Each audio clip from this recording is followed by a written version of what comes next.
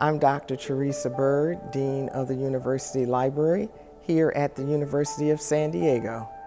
This is the iconic Mother Hill Reading Room, much beloved by all alums at USD. Librarians believe that the library is the heart of the campus. I like to say it's the crossroads of campus. All roads lead to Copley. And almost from when I was initially hired, we had a renovation project in mind. We would hear from students that we didn't have enough of group study rooms, and the spaces and the seating just weren't appropriate for a 21st century library. It was very difficult because it was very hard to find a seat. You would come, get what you needed, and leave. It really wasn't so much a place to gather before. If ever a library needed a renovation, this one really needed a renovation.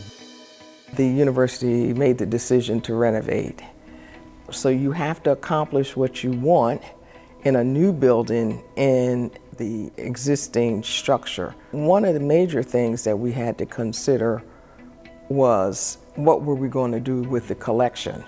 And it was a strategic decision to not just store books while we renovated the library, but to always keep a portion of our books off campus in perpetuity. And because our users are already members of the San Diego Circuit, they were used to books coming on campus every day that they requested through the catalog that we didn't own.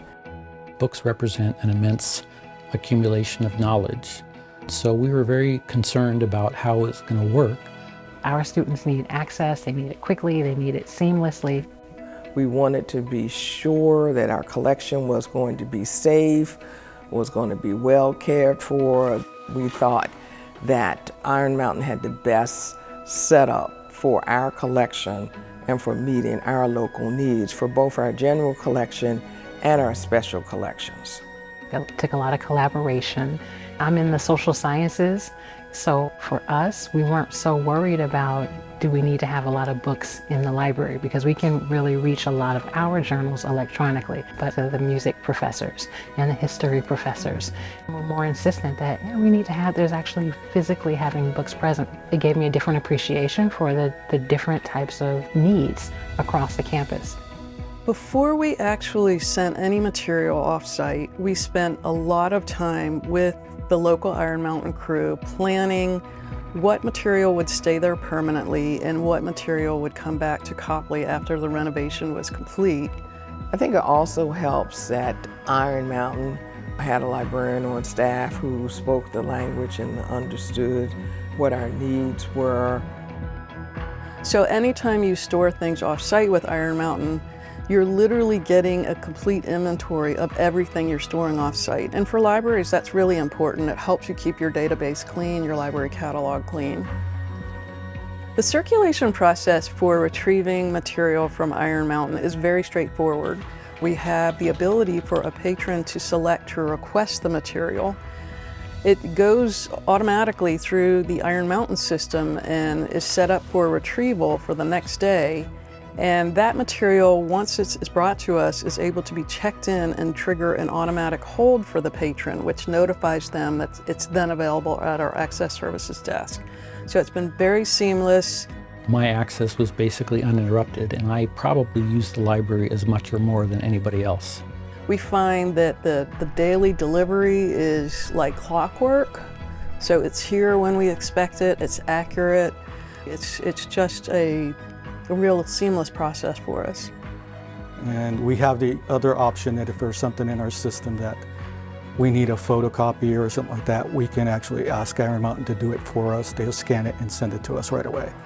Staff, faculty, and students are really getting the materials in a quick manner. The Iron Mountain crew actually RFID'd all of the material that was going to be returned to the library at Iron Mountain. So when we receive it, we're ready to literally just take it to the RFID pad and check it out. There is a faculty reading room, a journals room, and there is a lounge that serves the stacks. And that means the stacks, although smaller than before, are more accessible than they've ever been.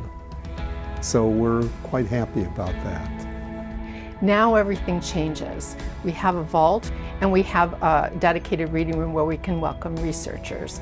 Before, we only had 3 study rooms for the students to use, and now we have up to 28, plus 3 extra classrooms. More light, more open space, more places where students and faculty could gather, more opportunities for collaboration across disciplines. We were just able to create a totally new library.